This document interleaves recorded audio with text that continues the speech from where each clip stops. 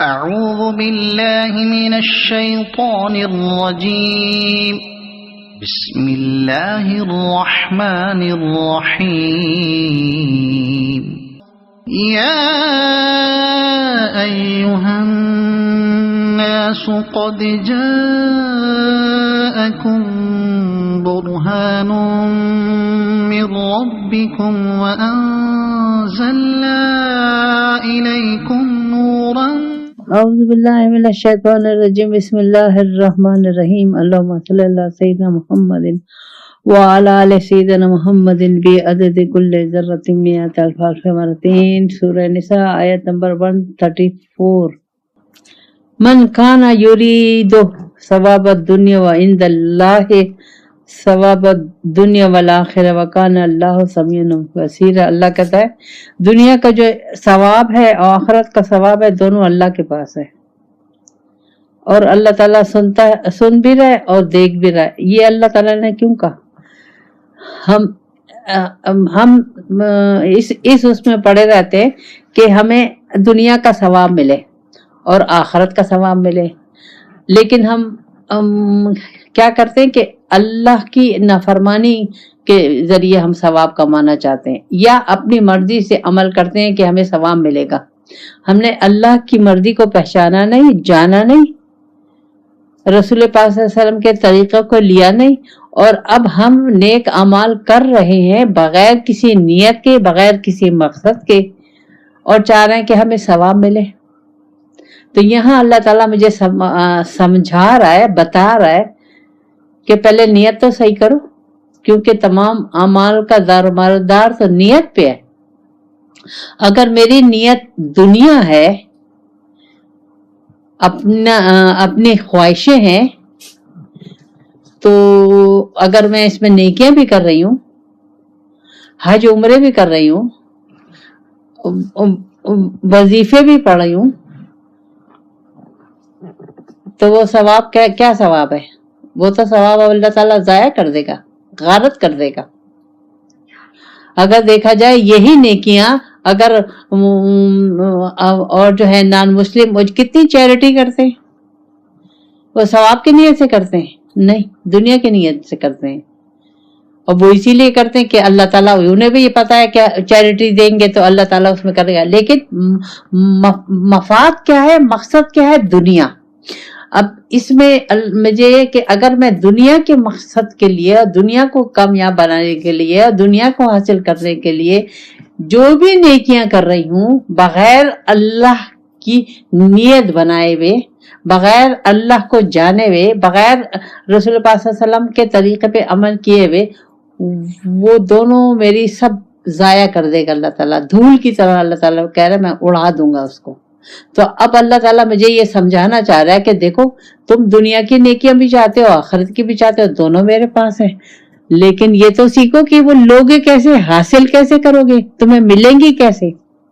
تمہاری مرضی سے تو نہیں ہو سکتا، مرضی تو کائنات میں میری چل رہی ہے، زمین آسمان میں میری مرضی چل رہی ہے، تمہاری زندگی پہ بھی میری مرضی چل رہی ہے، اختیار تو میرا ہے، قدرت تو میری ہے۔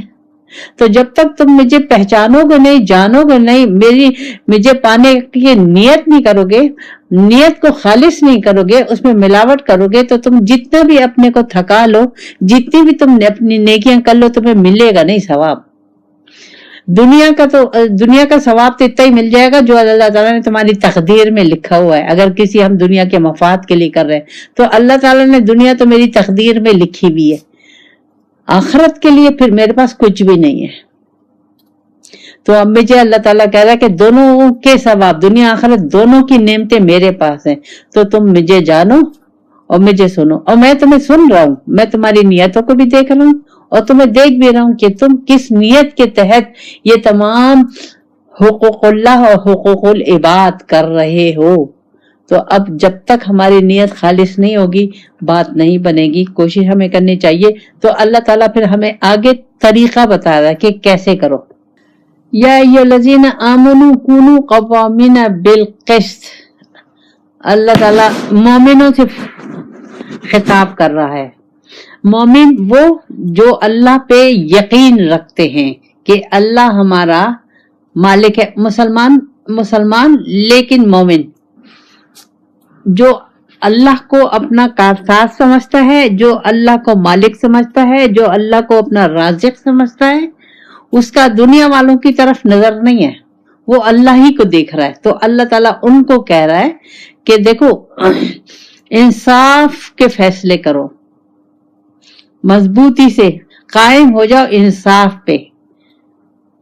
और किसके लिए? शुहदा लिल्लाह है, अल्लाह के लिए। यानी अल्लाह पे तुम्हें हक की गवाही देनी होगी, तुम्हें हर जगह सच बोलना होगा और हक का साथ देना होगा। हक क्या है? दीन इस्लाम। सच्चाई क्या है? अल्लाह की बंदगी और अल्लाह की इताअत। तो हम गवाही देंगे, जब हम सही मानों में दीन इस्लाम को लेंगे तो हम गवाह हो जाएंगे। काय पे? कुरान पे। कुरान पे हम गवाह हो जाएंगे कि हाँ दीन कुरान सच है, अल्लाह का कलाम है और इसको मैंने मजबूती से थाम लिया है। तो अल्लाह कह रहा है कि हर जगह हर कदम पे तुम्हें सच्चाई का साथ देना है, हक का साथ देना है, इंसाफ के तहत जिंदगी गुजारनी है। भले उसमें वलो अला अनफुसिकुम, भले उसमें तुम्हारी अपनी जात का कितना ही नुकसान हो जाए। अविल वालिदैन, चाहे तुम्हारे माँ बाप को का नुकसान हो जाए। वल अक़रबीना, चाहे तुम्हारे अपने रिश्तेदारों का नुकसान हो जाए। तुम्हें अल्लाह के आगे किसी को नहीं लाना। अब ये है सच्ची गवाही।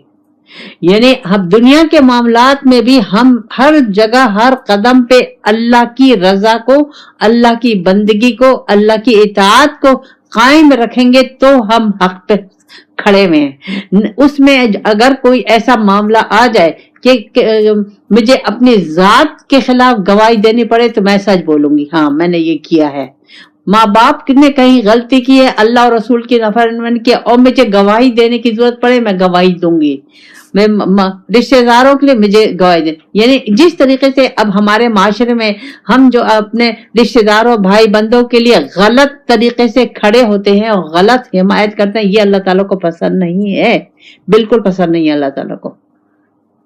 अल्लाह के यकुन गनियन और फकीरन फल्लाहु औला बिहिमा, अल्लाह कहता है चाहे वो गरीब अमीर हो और तुम हक पे खड़े नहीं हो कि वो मालदार है, वो हमें नुकसान पहुंचाएगा, वो हमें हमारा बेड़ा गर्क कर देगा, हमें कत्ल कर देगा, ना अल्लाह कह रहा है ये भी मत देखना। जहाँ हक की गवाही है वहां तुम्हें गवाही देने के लिए जब तुम्हें बुलाया जाए तो तुम्हें गवाही देनी होगी, तुम्हें सच्चाई पे कर दामन थामना होगा। और फकीरन, या कोई फकीर है हम कहेंगे इसके खिलाफ अब गवाही, ये तो है ही गरीब, इसके खिलाफ इसने चोरी की, अगर इसके खिलाफ मैं गवाही दूंगा तो ये तो बेचारा है ही गरीब। अल्लाह ताला कह रहा है नहीं, क्या गरीब का और मालदार का मैं नहीं हूं? तो तुम मुझे ये हक तो मेरा है कि तुम मेरे साथ खड़े हो। अब यहाँ सबसे ज्यादा वाकया, मशहूर वाकया जो यहूद के उसमें आया था कि एक मुसलमानों में था शायद, एक औरत ने चोरी कर ली, फातिमा नाम था उसका। तो वो आए हुजूर के पास सिफारिश के लिए, बड़े मालदार घर की थी कि आप, हुजूर ने कहा नहीं, सवाल नहीं पैदा होता, अगर मेरी अपनी बेटी फातिमा भी चोरी करेगी उसका भी हाथ कटेगा। एक और वाकया, कितने वाकये सहाबा के भी कितने वाकया है इसमें। एक और हजरत उमर रज़ियल्लाहु का वाकया कि आपकी हजरत अली रज़ियल्लाहु कि जरा चोरी हो गई आपकी कोई, तो गवाह तो था ही नहीं, बल्कि अदालत गया, उन्होंने पूछा कोई गवाह है? कहा मेरा बेटा है, मेरा गुलाम है। उन्होंने कहा नहीं। तो उन्होंने यहूदी के हक में फैसला दे दिया कि नहीं, उन्होंने हजरत अली ने यहूदी पे इल्जाम लगाया था। उन्होंने कहा नहीं, तुम्हारे पास गवाही नहीं है, तो जो गवाह नहीं है तो तुम तो गवाह पेश नहीं कर सके। तो हजरत उन्होंने जज ने उनके उसमें दे दिया। अच्छा, अल्लाह ताला कह रहा है कि देखो तुम्हें हर जगह मेरा ख्याल रखना है, सच्चाई का ख्याल रखना है, हक का ख्याल रखना है कि इसके आगे, मेरे आगे। अब असल चीज जो है ना, अल्लाह कहता है मेरे आगे किसी को मत लाना, نہ اپنی ذات، نہ ماں باپ، نہ اقربا، نہ مالدار، نہ غریب، کوئی چیز آنا نہیں چاہیے میرے آگے. اور ولا تتبعوا الہوا، پیروی مت کرو اپنی خواہشات کی کہ بیچارہ غریب ہے، او مالدار ہے، اس کی عزت میں فرق آ جائے گا. یہ مت کرنا. یہ اگر تم نے کیا تو اس کا مطلب یہ تم اپنی خواہش کی پیروی کر رہے ہو. انت عدلو، انصاف پہ قائم رہو، کھڑے رہو. طلبو، اگر تم پھر گئے یا ہیرا پھیری کی، تم نے گواہی میں ہیرا پھیری کی، بچانے کی جیسے آج کل ہماری عدالتوں کا ہیرا پھیری کی، بچانے کی کوشش کی، غریب مارا جا رہا ہے، مالدار بچتے جا رہے ہیں. تو اللہ کہہ رہا ہے وَإِن تُعْرِضُوا، اگر تم پھر گئے یا تم نے ہیرا پھیری کی تو اللہ سے فَإِنَّ اللَّهَ كَانَ بِمَا تَعْمَلُونَ، ویسے اللہ تعالیٰ کہہ رہا ہے میں تو تمہیں جانتا ہوں نا، میں تمہارے کاموں کو بھی جانتا ہوں، میں تمہیں دیکھ رہا ہوں، ہر چیز کو میں تمہارے سے خبر ہوں. کیوں میرے پاس آؤ؟ کہاں جاؤ گے؟ میرے پاس آؤ گے، پھر میں تم سے پوچھوں گا. اگر تم نے دنیا میں حق پہ کھڑے نہیں ہوئے، اب یہ میرے لیے ہے، مجھے سیکھنا ہے کہ کیسے میں سچائی کا ساتھ دوں، حق کا ساتھ دوں، کسی کو نہیں دیکھوں. اس میں بھلے میری عزت میں فرق آ رہا ہو، میرے مال دولت میں فرق آ رہا ہو، لیکن مجھے کھڑا ہونا سچائی کے ساتھ. اچھا، اب سب سے بڑی سچائی کیا ہے؟ اب یہ بھی ایک چیز ہے. سب سے بڑا حق کیا ہے؟ سب سے بڑا حق جو ہے وہ اللہ کی بندگی، اللہ کے سوا کسی کو معبود نہیں بنانا. کلمہ پڑھا ہے ہم نے، لا الہ الا اللہ، اللہ کے سوا کوئی معبود نہیں ہے. میں اللہ کو چھوڑ کر میں نے جس کا کہنا مانا وہ میرا معبود ہو گیا. تو میں تو حق کے ساتھ کھڑی نہیں ہوئی.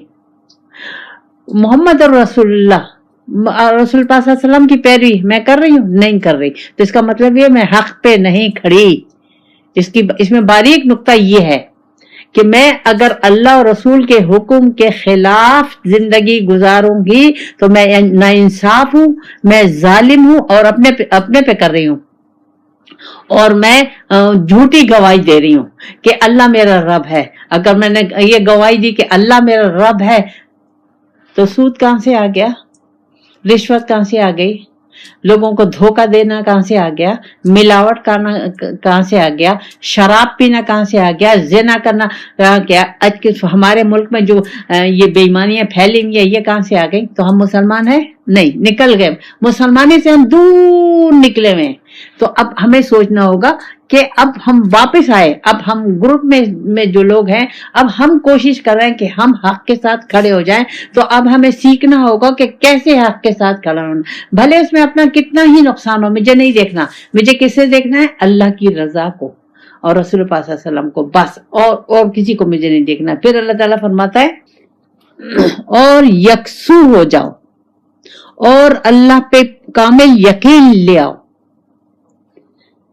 عام مسلمان سے نہیں کہہ رہا اللہ تعالیٰ، مومنوں سے کہہ رہا ہے کہ اور اپنے کو ریفائن کرو، اور اپنے کو اللہ کی طرف بڑھو، اور اللہ پہ یقین لاؤ. جب جتنا ہمارا اللہ پہ یقین بڑھتا جائے گا عمل کے ذریعے سے، اتنا ہم یکسو ہوتے چلے جائیں گے، اور اتنا ہم دنیا والوں سے دل کے لحاظ سے کٹتے چلے جائیں گے، دور ہوتے چلے جائیں گے. دنیا والوں سے ہمارا صرف تعلق ہاتھ پیر کا رہے گا، خدمت کا رہے گا. جو دل کا تعلق ہے وہ ہمارا اللہ سے جڑے گا. اللہ تعالیٰ میں سے یہ چاہتا ہے.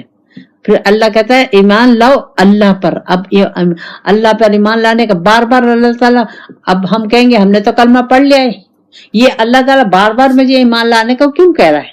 کیا میں ہر دفعہ کلمہ پڑھوں گی؟ نہیں، اللہ تعالیٰ مجھے ایمان کے لحاظ سے کہہ رہا ہے.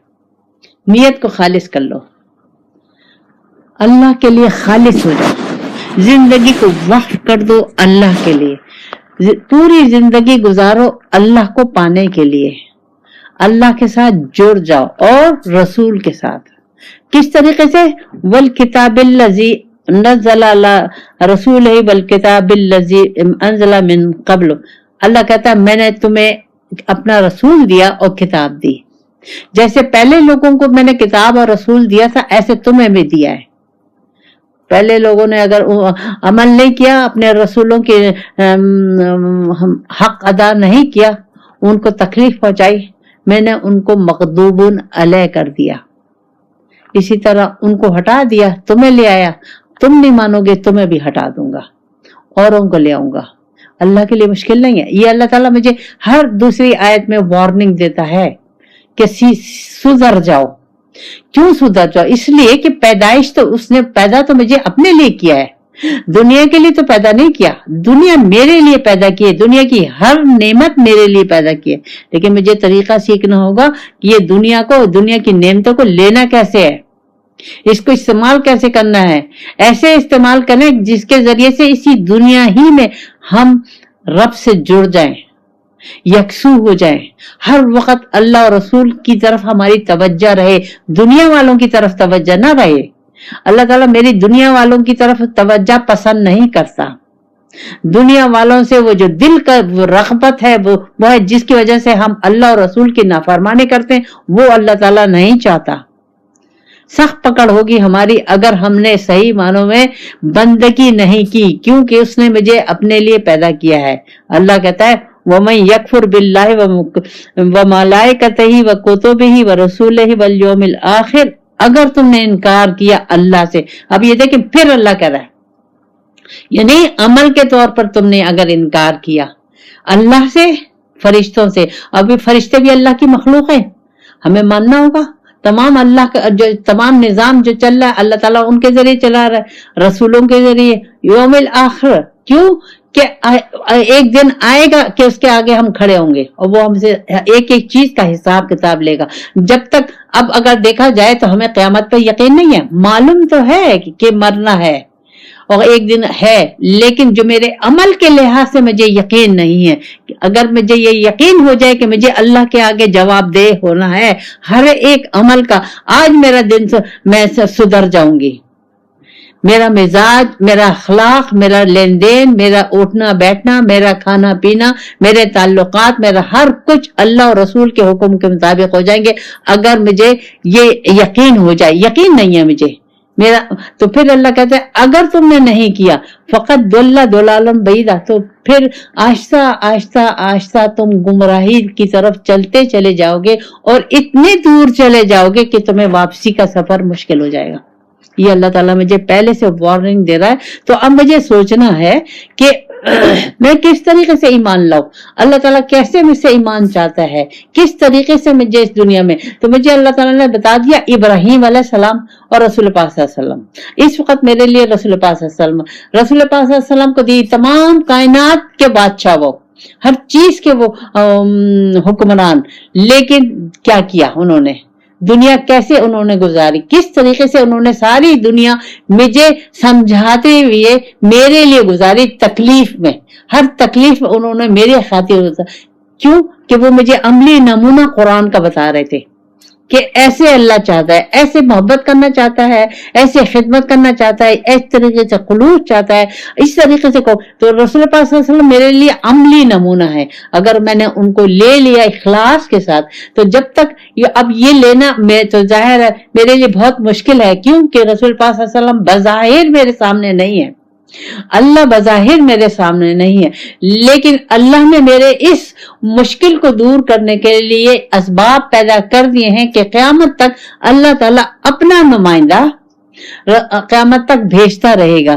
اب مجھے اپنے اندر یہ چنگاری پیدا کرنی ہے، یہ جستجو پیدا کرنی ہے کہ کہاں میں جاؤں، کیسے میں اللہ سے ملوں، کیسے ملاقات کروں، کیسے میں اس دین اسلام پر چلنا اپنے لیے آسان بناؤں، کس طریقے سے ان تمام دنیاوی جھنجھٹوں سے دور ہو جاؤں، ذہنی لحاظ سے، دل کے لحاظ سے.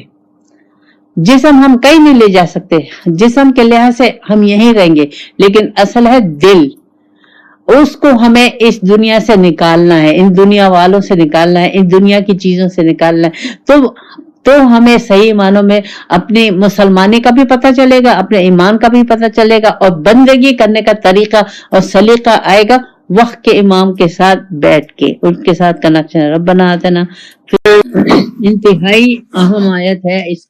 اس کا ہمیں اوپر والی صورت کے ساتھ اس کو لنک کریں گے تو ہمیں سمجھ میں آئے گا کہ اللہ تعالیٰ ہمیں کیا کہہ رہے ہیں.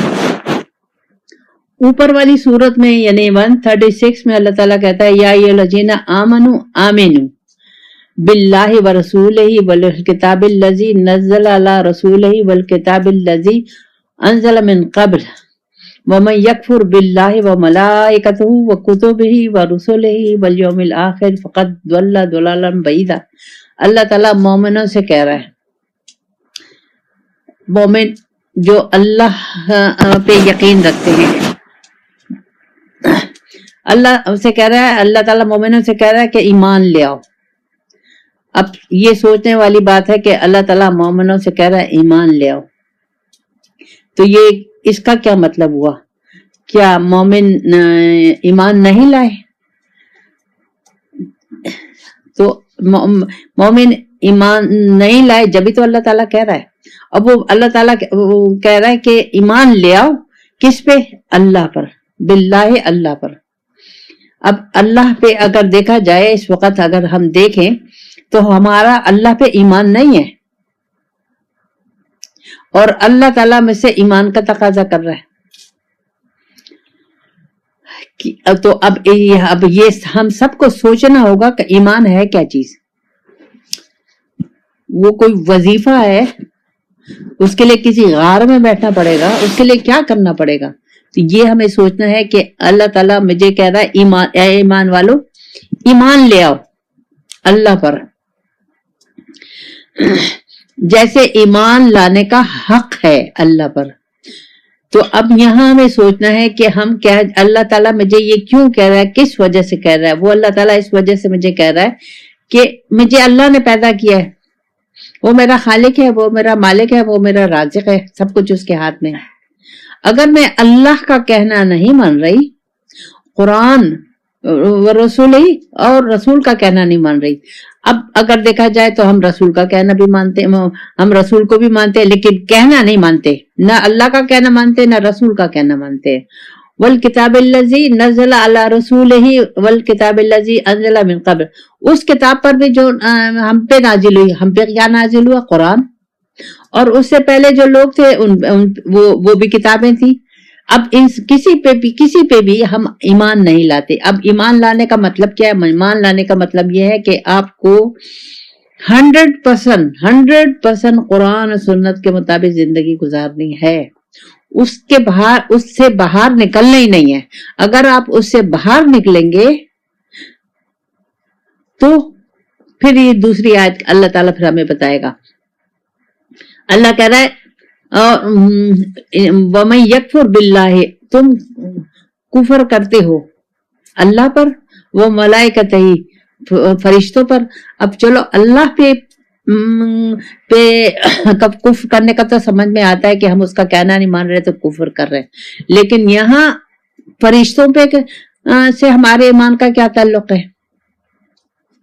تو فرشتوں سے ہمارے ایمان کا تعلق یہ ہے کہ فرشتے جو ہیں وہ اللہ کی مخلوق ہیں اور اللہ کے حکم کے تابع ہیں.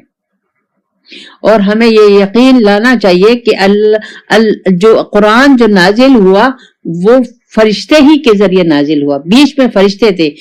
دنیا کے میری زندگی کے سارے کام، میری اس کائنات کی سارے کام اللہ تعالیٰ فرشتوں کے ذریعے کراتا ہے. تو اب اس پہ ہمیں ایمان لانا ہے کہ ایک ایسی مخلوق ہے جو اللہ کے حکم کے مطابق کام کرتی ہے. وَكُتُبِهِ وَرُسُولِهِ، تمام کتابیں اور تمام رسول. اور سب سے آخر میں اللہ کہتا ہے یوم الآخر، یعنی اپنے کام کے نتیجے پر یقین لاؤ. قیامت کا دن میرے کام کے نتیجے کا دن ہے. میں جو ایسی زندگی گزار رہی ہوں اس کا نتیجہ قیامت کے دن آئے گا. اگر میرے ذہن میں قیامت کے دن کا خیال نہیں ہے اور اس کو دیکھ کے میں زندگی نہیں گزار رہی تو میں نقصان میں ہوں گی. کیونکہ قیامت کا دن جو اللہ تعالیٰ نے حساب کتاب ہوگا اور مجھ سے ایک ایک چیز کا پوچھے گا. اب میرا نہ ڈر ہے نہ خوف ہے نہ قیامت کہ یقین دن پر یقین ہے، تو اسی لیے میرے اعمال صحیح نہیں ہے، میری نیت صحیح نہیں ہے، میری زندگی صحیح نہیں ہے، وہ قرآن و سنت کے مطابق نہیں ہے۔ تو اب اللہ تعالیٰ میں سے صرف جو چاہتا ہے وہ یہ چاہتا ہے کہ تم ایمان لاؤ مجھ پر جیسے لانے کا حق ہے، اور رسولوں پر، کتابوں پر، فرشتوں پر، اور یعنی کہ تم ان کے اللہ اور رسول کے حکم کے مطابق زندگی گزارو، اس سے باہر زندگی نہیں گزارنا۔ اگر تم نے اس سے باہر زندگی گزارے تو فقط ضلالا بعیدا، تو تم اتنی بڑی گمراہی میں پڑ جاؤ گے، اور اس گمراہی میں اتنی دور تک چلے جاؤ گے کہ واپسی کا راستہ بچے گا نہیں۔ تو ان الذین، اللہ تعالیٰ فرماتا ہے پھر دوبارہ آمنو، اے ایمان والو، ثم کفرو، تم تو کافر ہو گئے، ثم آمنو پھر ایمان لے آئے، ثم کفرو پھر کافر ہو گئے، ثم ازدادوا کفرا لم یکن اللہ لیغفر لہم ویہدیہم سبیلا، پھر اللہ کہتا ہے کفر میں اتنے زیادہ چلے گئے کہ تم نے اللہ اب اتنی دور تک چلے گئے تو اللہ کہتا ہے میں اب تمہیں معاف نہیں کروں گا، اور نہ میں تمہیں سیدھے راستے کی راہ دکھاؤں گا۔ اب یہ اللہ کہ اب کیا ہم ایسا کرتے ہیں کہ ہم مومن ہو گئے پھر کافر ہو گئے، پھر مومن ہو گئے پھر کافر ہو گئے؟ ہاں یہی کر رہے ہیں ہم تو یہی کر رہے ہیں۔ جہاں ہمارے دل چاہتا ہے ہم وہاں قرآن کے مطابق ہمیں لے لیتے ہیں، زندگی گزار لیتے ہیں، جہاں ہمارا دنیاوی مفاد آتا ہے وہاں ہم اللہ اور رسول کو چھوڑ دیتے ہیں، قرآن کو چھوڑ دیتے ہیں۔ یہ ہے وہ کفر جو ہم سب مسلمان اس میں مبتلا ہیں۔ اب اس میں ہمیں اپنے آپ کو دیکھنا ہے کہ ہم تو یہ کفر نہیں کر رہے۔ اللہ تعالیٰ نے میری حالت بتا دی کہ تمہاری یہ حالت ہے کہ تمہارا جہاں دنیاوی مفاد ہے تو تم دنیا لے لیتے ہو، جہاں تمہیں مجھ سے مفاد ہوتا ہے تو تم میرا کہنا مان لیتے ہو، یعنی پورے کے پورے اسلام کے مطابق تو زندگی نہیں گزار رہے۔ تو اگر تم یہی کرتے رہے، ایسے ہی کرتے رہے، تو میں تمہیں معاف نہیں کروں گا، اور نہ میں تمہیں راستہ سجاؤں گا۔ یعنی اب مجھے تو سمجھ میں نہیں آ رہا، مجھے تو مشکل ہے قرآن کے مطابق زندگی گزارنا۔ میں وہ رسم و رواج کیسے چھوڑ دوں، میں وہ شادی بیاہ کیسے چھوڑ دوں، میں وہ دنیا داری اور وہ سوشل لائف کیسے چھوڑ دوں، یہ تمام چیزیں کیسے چھوڑ دوں، میں جھوٹ کیسے چھوڑوں، میں غیبت کیسے چھوڑوں، میں لالچ کیسے چھوڑوں، میں رشوت لینا کیسے چھوڑوں، میں ملاوٹ کیسے چھوڑوں، میں دوسروں کو تکلیف دینا کیسے چھوڑوں؟ میں تو یہ نہیں چھوڑ سکتی، مجھے تو ان لوگوں کے ساتھ رہنا ہے، جیسے لوگ کر رہے ہیں ویسے میں کروں گی۔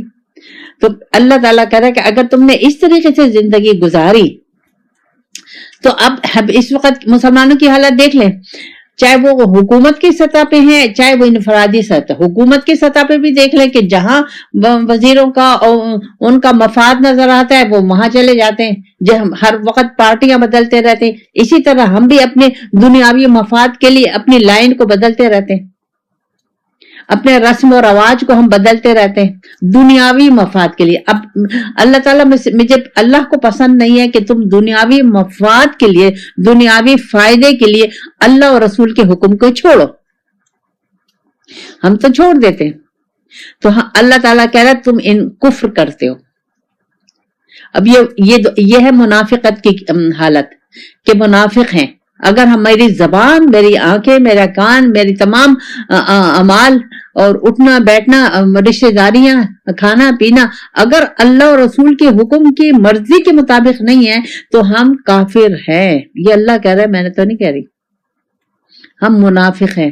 تو اللہ کہہ رہا ہے اگر یہی رویہ تم نے جاری رکھا اور تم نے ہوش کے ناخن نہیں لیے اور اپنی سوچ کو نہیں بدلا، تم نے مجھے خالص مجھے نہیں لیا اور اس کے ساتھ تم دنیا کو شامل کرتے رہے، تو تمہیں میں عذاب علیم دوں گا اور تمہیں دنیا میں کوئی راستہ نہیں سجائی دے گا۔ یعنی ہمیں ظاہر ہے ہمارے سامنے دنیا سامنے ہے، تو اب دنیاوی مفاد ہم کیسے چھوڑ دیں اللہ کے لیے؟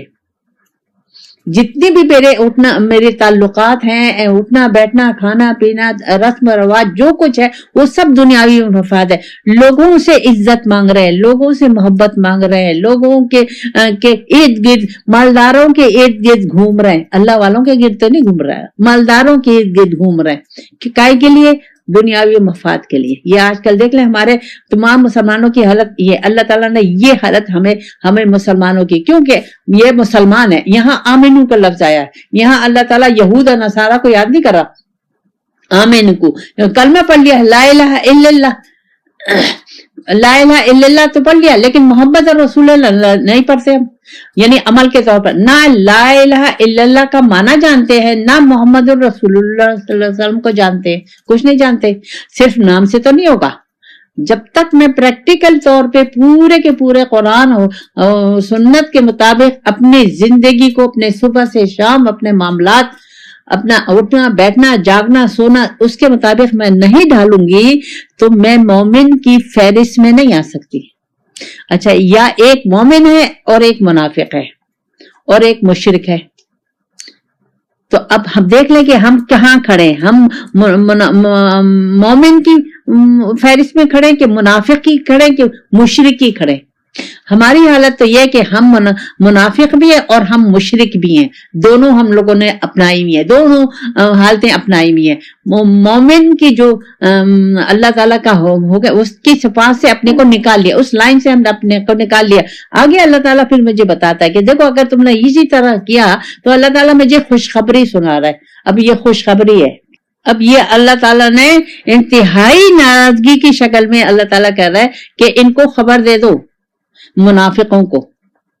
ظاہر اللہ کو نہیں لیں گے, اللہ اور رسول کے حکم کے مطابق زندگی نہیں گزاریں گے, دنیاوی مفاد کو لیا ہوا ہے, دنیا کو لیا ہوا ہے اور اللہ اور رسول کی نافرمانی کر رہے, تو اب ان کو تو آخرت چاہیے نہیں, ان کو تو اللہ سے ملاقات کرنی چاہیے نہیں, کوئی ضرورت ان کو محسوس ہی نہیں ہے. تو بس ٹھیک ہے, تو دنیاوی مفاد لے لو, آؤ گے کا اللہ کے پاس تو پھر دردناک عذاب اللہ تعالیٰ دے گا. لوگ ہیں جو مومن کو چھوڑ کر کافروں سے دوستی لگاتے ہیں. یبتغون عندهم العزت, اور تلاش کرتے ہیں ان کے پاس عزتیں.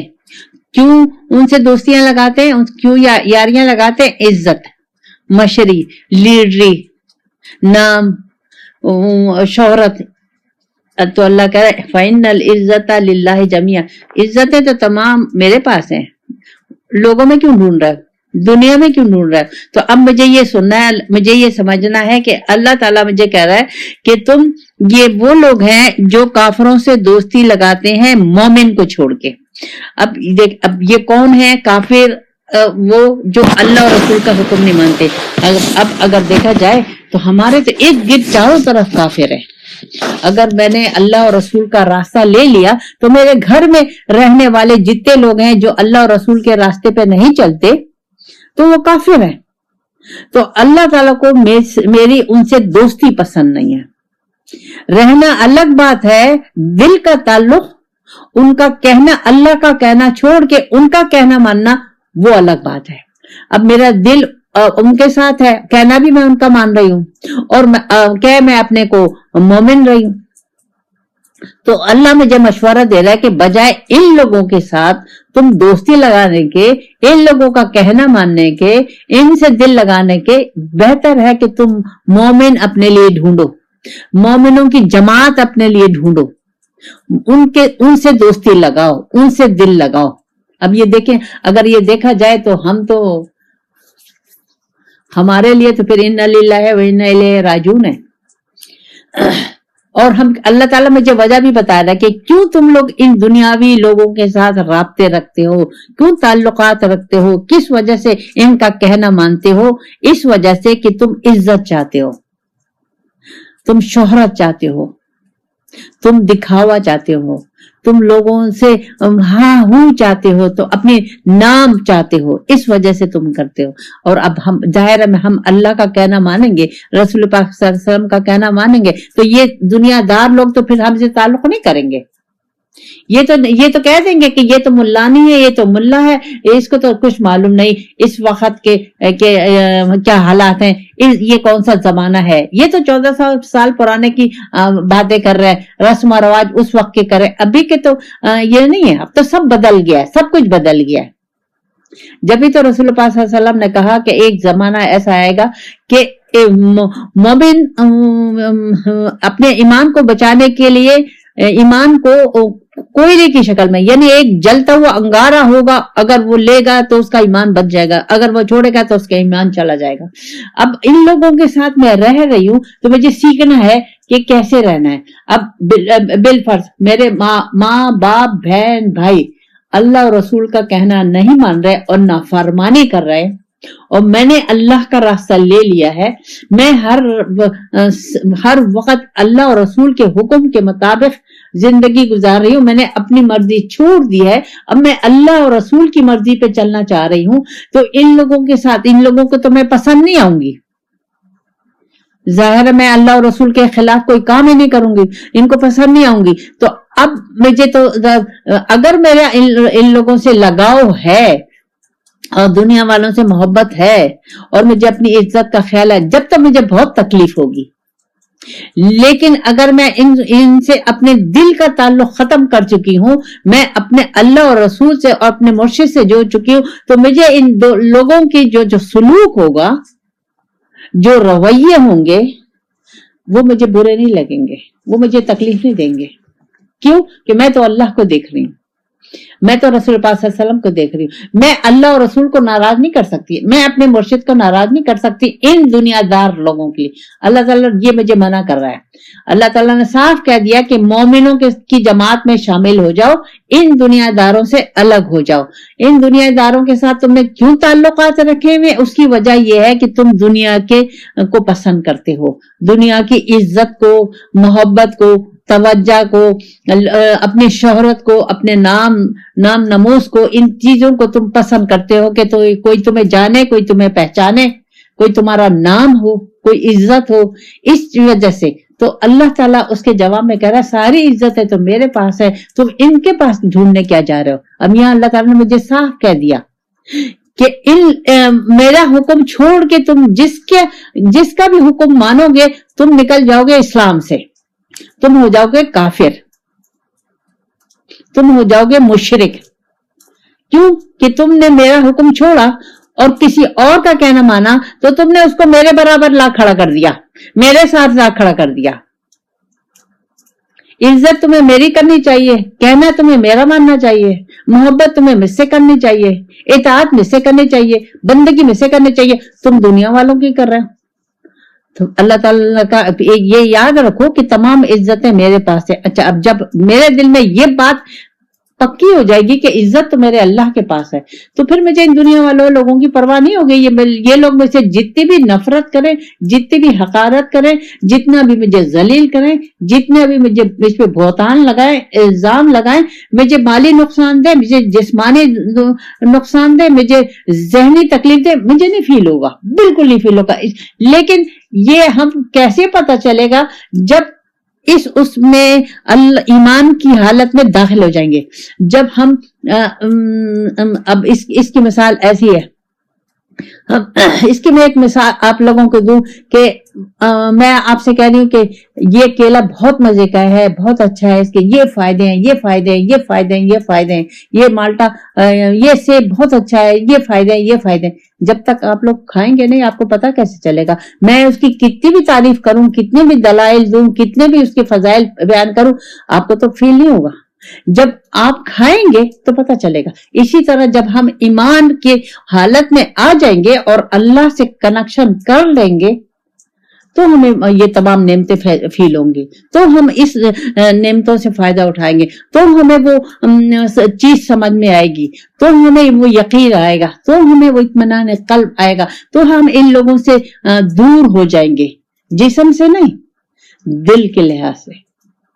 اللہ اور رسول کا ہر وقت اللہ اور رسول کی حالت میں رہیں گے، ہر وقت باوضو رہیں گے۔ اب باوضو رہنے کا کتنے فائدے ہیں؟ جب انسان باوضو رہتا ہے تو اسے یہ احساس ہوتا ہے کہ میں باوضو ہوں، مجھے کوئی ایسا کام نہیں کرنا اس حالت میں کہ اللہ اور رسول ناراض ہو جائے۔ تو اب مجھے وضو کرنا ہے اللہ اور رسول کی محبت کا، عشق کا۔ جب تک میں اپنے اوپر یہ چیز نہیں لاؤں گی، یہ زبردستی نہیں ہے اور یہ گھول کے پلانے والی چیز بھی نہیں ہے، اس کے لیے ایک قدم ہمیں اٹھانا ہوگا۔ تو جب ہم ایک قدم اٹھائیں گے تو اللہ کا وعدہ ہے کہ میں 10 قدم تمہارے پاس آؤں گا، جب ہم اللہ کے ہاتھ میں اپنا ہاتھ دیں گے تو وہ میرے دونوں ہاتھ پکڑ لے گا اور مجھے تمام چیزوں سے بے نیاز کر دے گا. ہر ایک تعلق سے دل کا تعلق ختم ہو جائے گا. اصل ہے دل کا تعلق، اصل ہے وہ روح کا تعلق. تو میری کوشش یہ ہے کہ ہم دل کا تعلق اور روح کا تعلق، جو روح اللہ کی ہے اور اللہ سے جوڑنا ہے مجھے اس روح کو. تو قرآن کو مجھے اس طریقے سے لینا ہے.